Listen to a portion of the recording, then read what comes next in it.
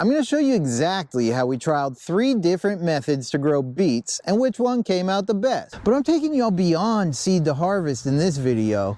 I'm not only going to show you step by step how I direct seeded, hand transplanted, and mechanically transplanted Badger Flames and Boro Red beets.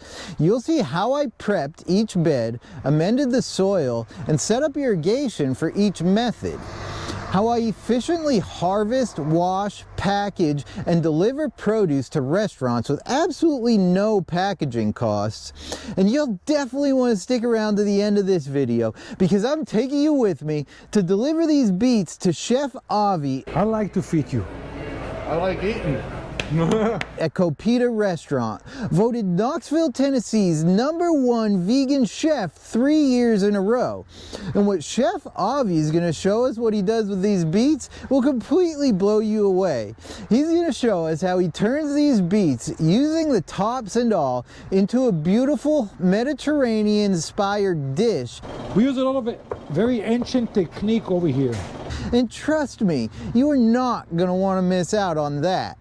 Yo, yo, yo, what up, Gromies? Welcome back to Chef's Harvest Farm. If you're new here, I'm Chef Mikey. I'm a former executive chef turned urban farmer, and I grow organic vegetables for local chefs and restaurants here in Knoxville, Tennessee. Now, beets have always been a great crop for me. They're relatively fast to grow, they take 60 days or less, they store well, and they're typically easy to sell and in high demand. I can usually charge about $4 to $5 a pound, but the yield and cost can vary a lot depending on the planting method. And it all comes down to how many marketable beets can I get out of one planting and how much time, money, and effort it actually takes from seed to harvest. So this fall, I decided once and for all to get this dialed in and answer one big question. What is the most profitable way to plant beets for small-scale market gardeners like me? We tried 2 different methods of transplanting. First, we used 264 cell paper pot chains with 4-inch spacing. I only use Vermont Compost Fort Vee potting soil for seed starting.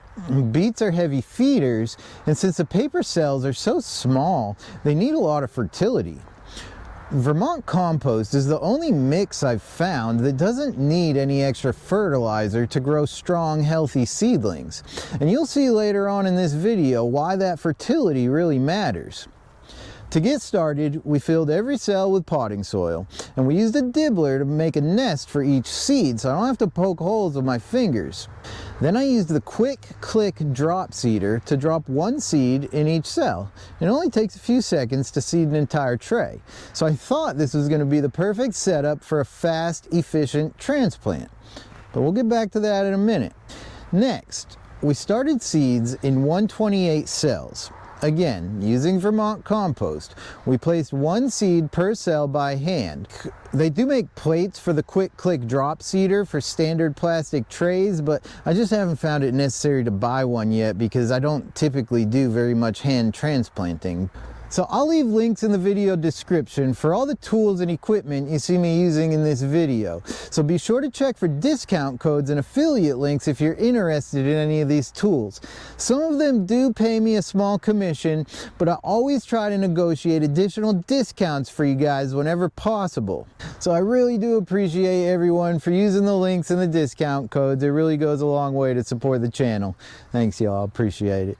So once everything was seeded, I just watered in the trays, and as always I started them in the basement under grow lights to keep the temperature and humidity consistent for good germination. After all the seeds have sprouted, I move them into my nursery over here, and that's where we raise all the seedlings until they're ready to be transplanted. So over at the other farm, I direct seeded Badger Flame and Red beets on September 2nd. My target planting date here in East Tennessee is usually around August 15th, but this year just got pushed back a little bit further because I wasn't able to make it out there on August 15th for whatever reason. I found that if I plant them any earlier than that, the tops just get hammered by pests and disease, and the tops will usually die back before I can actually get a good harvest. So by waiting until mid to late August, most of the pest and disease pressure has started to die down, and we still get temps in the mid 90s, which creates its own set of challenges. But in just a minute, I'm going to show you how we mitigate those challenges. So these beds that I direct seeded the beets in earlier in the year is where we grew garlic and Yukon Gold potatoes in the spring. We harvested those crops in June, and then we just kept it covered with a silage tarp for the rest of the summer to keep the weed pressure down. In August, I sent a couple of my workers over there with the tractor and a dump truckload full of compost, and they spread a couple fresh inches of compost on the beds. Then right before planting, I just went over there by myself and I just made sure all the beds were weed free and pulled out any weeds that were kicking around. So then I sprinkled a little bit of azomite on top of the beds and I raked it into the compost. Azomite is a volcanic rock dust that's mined in Utah that contains over 70 trace minerals, things like boron, calcium, magnesium, and they all play a really big role in keeping the beet tops healthy and vibrant. And that's important here because remember, in just a few minutes we're going to take these beets down to Chef Avi where he's going to cook us a dish using the tops. So every step I take here in the field, from soil prep to mineral balance, makes a big difference in the end product of the dish served in the restaurant. So about a week before I direct seeded the beets over at the lease property, I went over there and set up Sumi Soaker irrigation on 3-foot risers. I've got a separate video about that setup if you want to learn more. But if you want to check them out for yourself, Diego at themoderngrower.co has hooked us up with a 10% discount when you use my code CHEFSHARVEST when you check out at moderngrower.co. Huge thanks to Diego and the Modern Grower for supporting this channel. So I direct seeded the beets using the Earthway seeder, but this time I stuffed tape in about every other hole, but sometimes I stuffed tape in like 2 holes and then left 1, and then I stuffed tape in 1 hole and then the next one I stuffed 2. It just didn't like work out perfectly, but so it was like a little bit more than every other hole. I don't think I still have it hooked up, or I'd go get it for you. I think I took all the tape out because, yeah, I did, because I planted cover crops with it. And this is a tip that I learned in the comments section of my spring planting video from my buddy Duncan. So huge shout out to Duncan for the tip. So the Earthway still drops like several seeds at a time, but I found that if I walk faster, then it spreads the seeds out a little bit better. So that's key when you're planting with the Earthway seeder. You want to walk faster. If you walk slow, it's going to drop too many seeds. So that day I planted the rest of that plot over there to carrots and watermelon radishes, and then I set the Sumi Soakers off on a timer to go off 30 minutes every day to get good germination. And when I came back about a week later, all the seeds had sprouted with great germination, and I had much better spacing than in my spring planting. I did not thin these beets at all before harvest. After about 3 weeks in the nursery, we were ready to transplant the beets that we had started a few weeks earlier. I planted the paper pot beets first. We did 1 bed of Badger Flames and 1 bed of Red Boro beets. Now, the bed prep for the paper pot transplanter is a little bit more in depth. I've found that anytime I use the paper pot transplanter, it's mandatory to broad fork the beds. If I don't, then the paper chains just don't get buried very good. So first I broad fork the beds. Then just like the direct seeded beets, I put down a little bit of azomite for strong, healthy tops. After that, I tilth the beds using the NeverSink Iconoclast. The Iconoclast helps mix that azomite into the compost so that it can break down the minerals and become plant available, but it also helps smooth any chunks in that compost out so that the paper pot transplanter can run through it a little bit more smoothly. Sometimes it'll get clogged if I don't use the tilther first. And what I've really found with paper pot transplanting beets is that you need to transplant them like 2 weeks after you seed them. So you can let the beets sprout in the paper pot tray, but if they get too big in the paper pot trays, then when you go to transplant them and the chains unravel, beets just kind of naturally grow leggy seedlings. So they can wrap around each other when they grow, and then when you pull them apart, they can rip the beets out. So I would say ideally you want to, if you're using the paper pot transplanter with beets, you want to do it 2 weeks after they've germinated.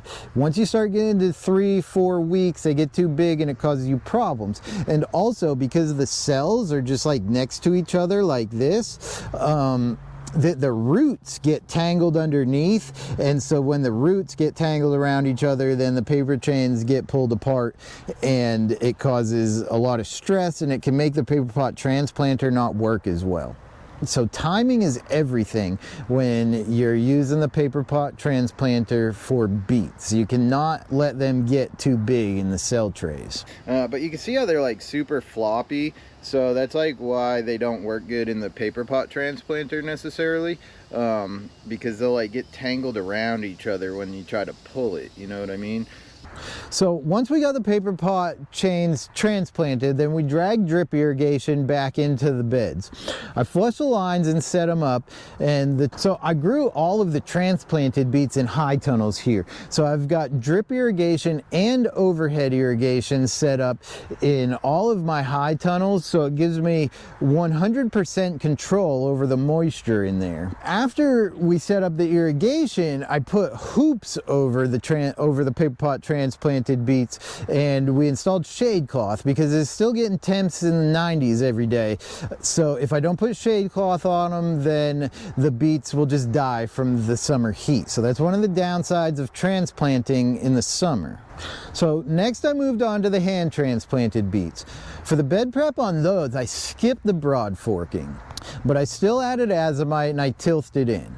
Then we installed the drip lines in the empty beds, and then I stood at a table in my nursery over here and I just popped every beet out of the cell and I staged them onto the paper pot trays. I like the paper pot trays because they're nice and rugged. Yeah, I can just pick one up with one hand and they don't like break like a flimsy plastic tray. And then I just walked down the bed, and then I just place one beet on every drip hole on the drip line. So that's how I space them at 6 inches perfectly. Once I have them all staged, just laying on the bed, I can go down, I can put one on each hole like that, and just lay it on the bed, and then I come back and I just go down the bed and I tuck them all in, and I find it's a lot faster to do it that way because then I've got both hands and I can just boom boom boom. All right, so before we find out which beets actually won, let's take these over to Chef Avi, Knoxville, Tennessee's #1 vegan chef, and see how he transforms these humble beets into something incredible. Come on, let's go see Chef Avi. I oversold on some beets, so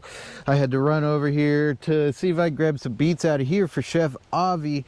He wants them with the tops on. I was just looking to see if the tops were actually good. And then tomorrow we're gonna deliver Chef Avi a big order. He's ordered hundreds of dollars worth of stuff, and he's agreed to show me how he makes a beet salad with the top. Show you how to do this.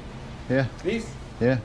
Bring the picture. They're going to organize everything. Cool. Now. Super excited for you guys to see who he is, see what he does. He's a great guy. I'm gonna hop in here. I got this, we got double fence. We've been having rabbit problems over here, but the double fence keeps them out no problem. You can see there's no rabbit damage in the actual garden. Yeah, I'd be confident to do this again, for sure. I mean, look at those direct seeded beets. Fucking beauties, huh? A little bit crowded in this area, but that's just kind of part of it. But there's also some honkers, so maybe if I can get the big ones out, those smaller ones will size up for next week when we come in here to do the big harvest. See, now the thing about the direct seeded beets is that they grow closer together, so you can like fit more beets in a bed, potentially increasing the yield. I just kind of filled my wheelbarrow up. Like, I think this is probably around 50 pounds of beets, which is what he needs. And so I'm gonna give him a spray and like peel off any of these dead leaves. So I just line them up like this, and I want them facing this way so that I spray, when I spray them with the hose, I'm spraying the dirt that way, and I'm not getting the tops wet, and I'm not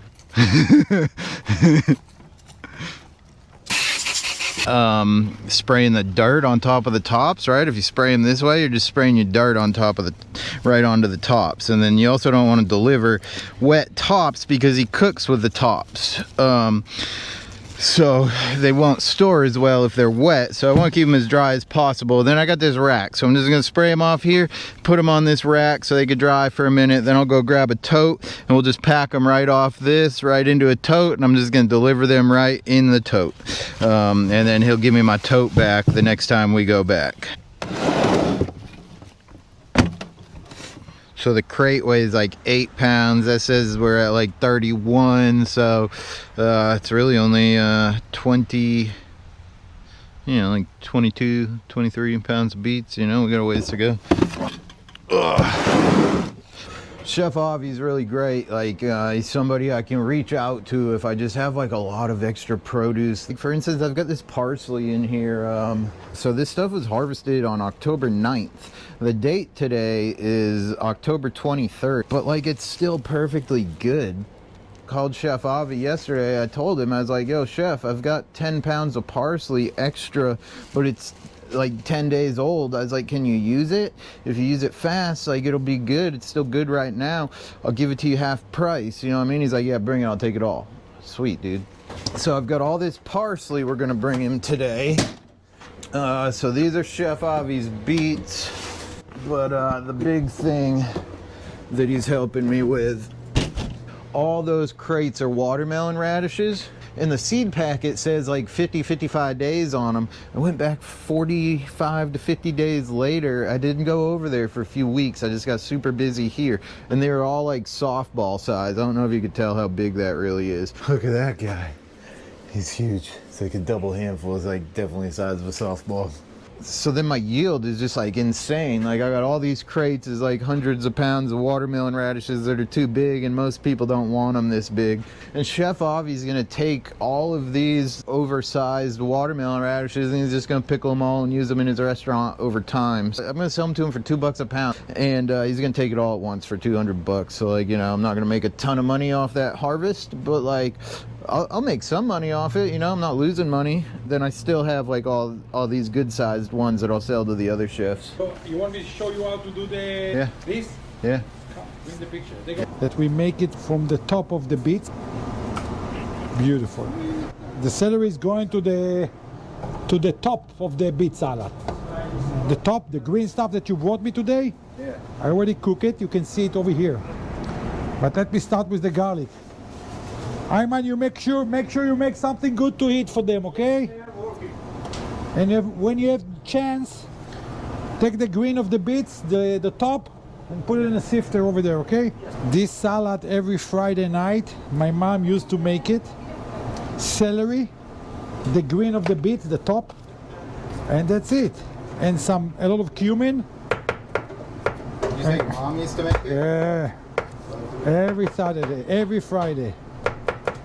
And it's a great salad, even if it's cold or even if it's hot. The ingredients is very simple. It's all the greens that came from the beets, celery, a lot of garlic, cumin, salt, lemon. אני לא יכול לדבר עכשיו, עושים עליי פה סרט, אוקיי? אני חוזר אלייך. It's the Jewish that came from North Africa, like Algeria, Tunisia, Morocco, they used to make this kind of salad. It's a lot of influence from the Spanish kitchen and from the Roman kitchen, like 2,000 years ago. For example, there is a Moroccan tool that's called tagine. Tagine, actually, it's a Roman tools. Okay, it's made from clay, and you have like a plate, like deep plate, and you have like a hat on the top, and it's cooking inside, and all the steam going. So this is the tradition clay pots that you have in Morocco, and everybody cook with this. I have a lot of those outside. Everything was cooked inside here: lamb, beef, chicken, fish. You make your dish, you close it, you put it on a charcoal, you know. Okay. We're gonna make like a wood-fired cooking suite in the garden. Call me, I'm gonna do a lot of dishes. If you can do something very interesting, if you can dig a hole like 3 feet, let me pull charcoal inside, I'm gonna take the whole lamb. No spices, no salt, no nothing. Just cut here, put like a metal skewer inside the lamb. For like 6 hours, I'm going to cook it for you. Cool. Amazing. It's going to be a show. Heck yeah. It's going to be a show. Very simple. This is also going to go to the salad. Everything we're doing from scratch. And we don't throw nothing. Cold? You can serve it cold and hot. We use a lot of very ancient technique over here. Like I use a lot of salt to preserve things. I pickle everything. This is all my... You can do the watermelon radishes? Yeah. You see the radish? This came from your friend, the one that you compete with him about the... Paul. So we're having a contest to see... I know, the carrot. I know. Yeah. I'm going to be the one who give you the prize. I'm going to try this, okay? This is all our homemade pickling.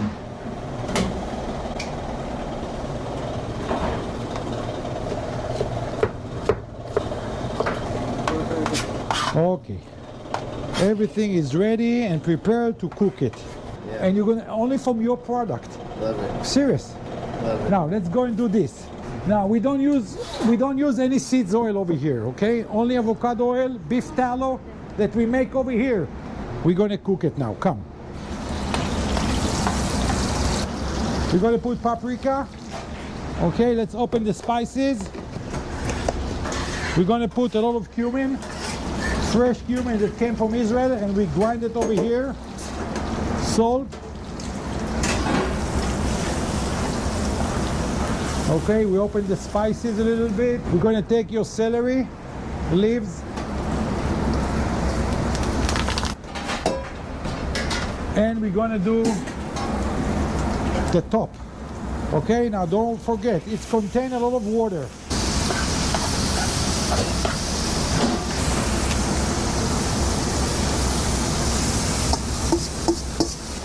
We're gonna let it cook for like 15 minutes. Meanwhile, you're gonna come and eat.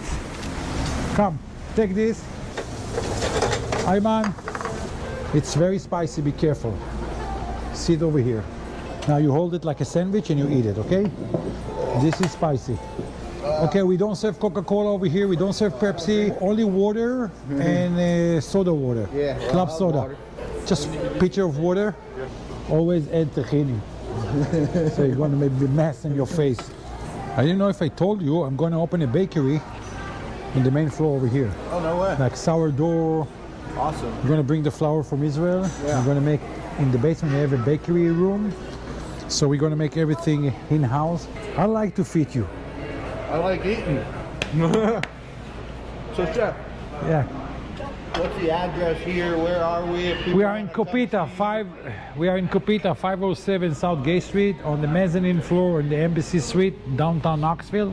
I try to make this restaurant as healthy as I can. Like I thinking about vegetables and food as a medicine. Ew. If you're gonna eat a lot of radish, okay, it's help you a lot for all the digestion system and everything. Yeah. If you eat a lot of carrot and a lot of garlic is amazing for your blood system. It's make you less dizzy. Seed?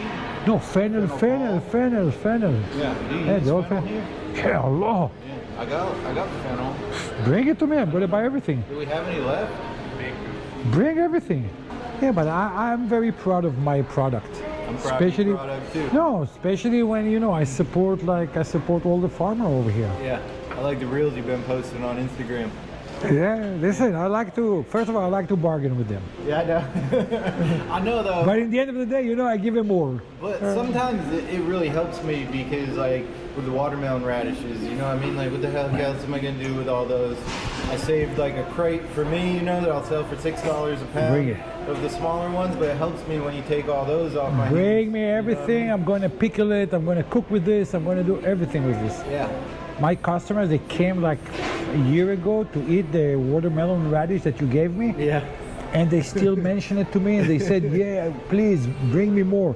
So I'm going to call them today, and they're going to come and take like 2 or 3, each one of them. Cool. They love it.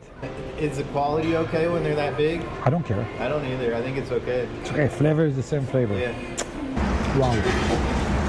That's it. And we're ready to rock and roll.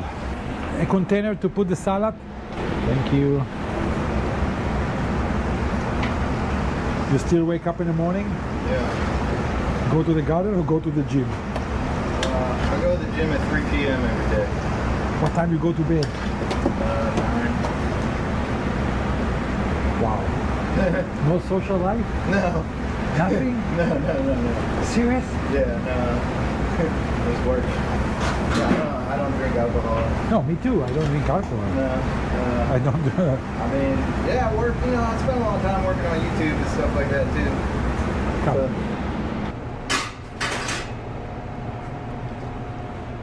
too. Be careful, okay? I'm going to give you a spoon. You're going to try it.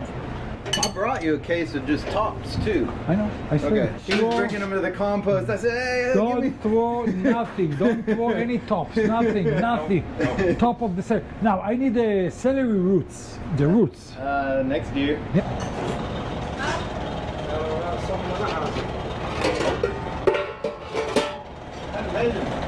It's good. Yeah, it's good. And that's what people usually throw away. And this is the healthy part of the beets. I'm serious. This is the healthy part.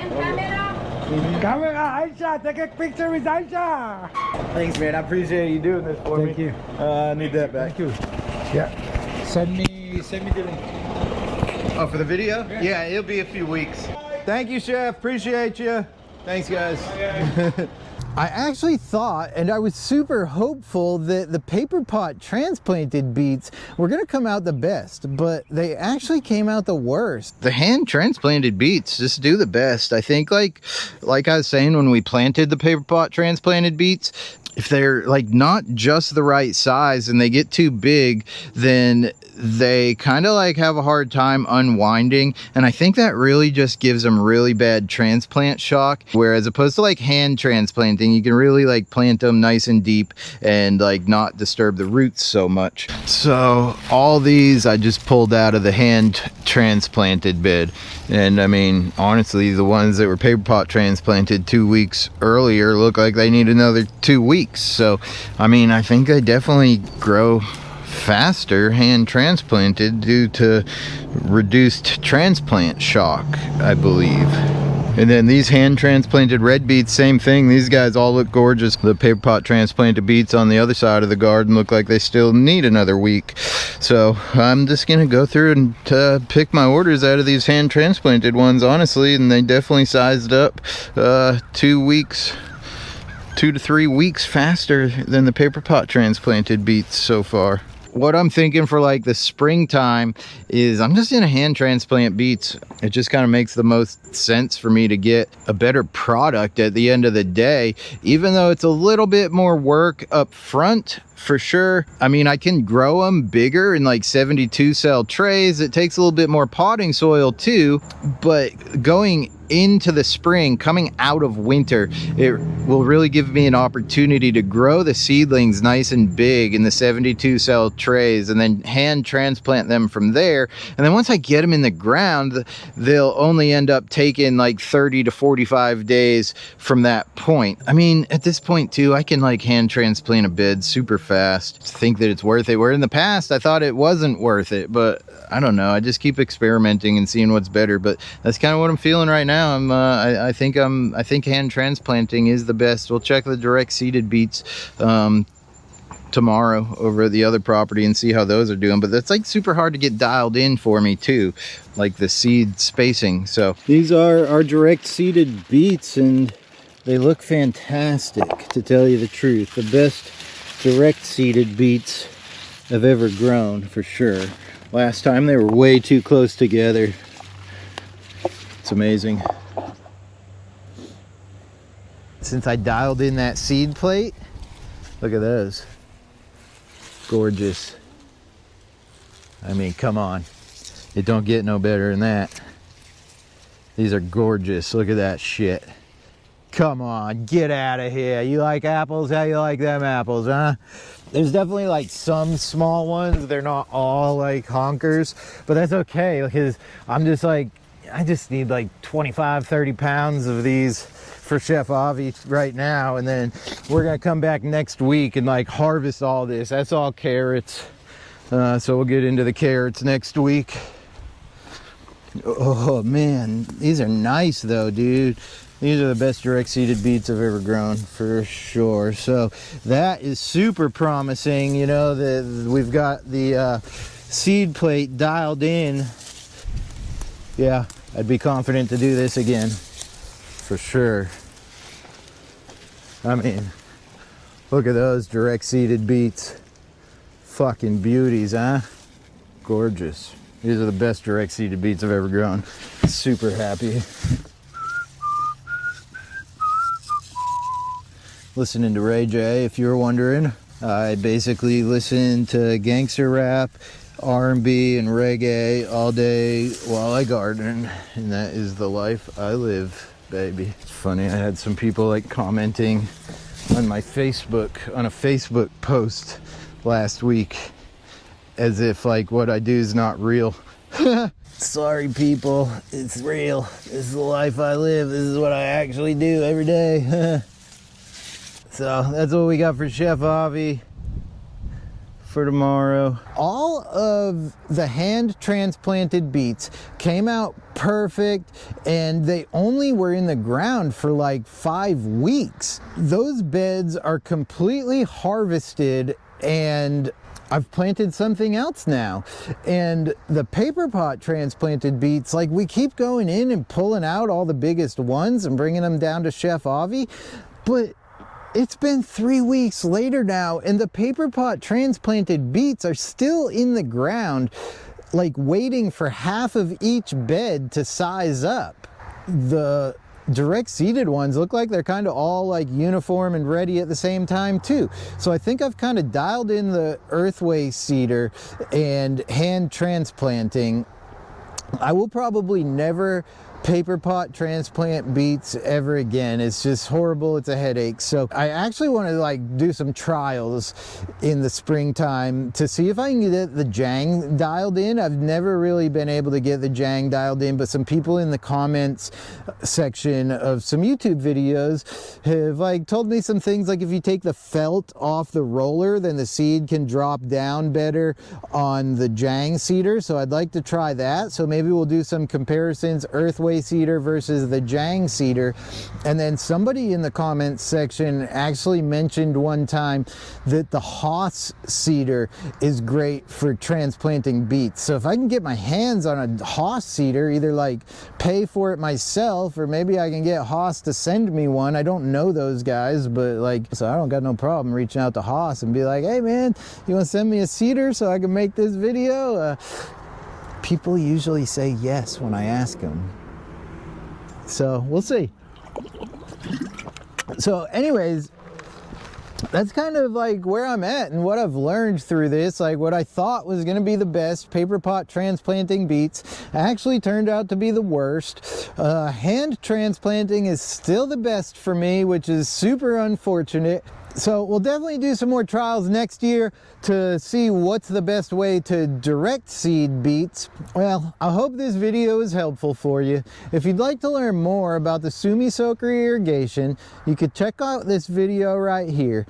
And if you'd like to hear my story about how I started a farm from scratch from year 1 to year 5, you can check out this video here. I appreciate y'all being here, and I'll see y'all in the next one. Thanks guys. Peace.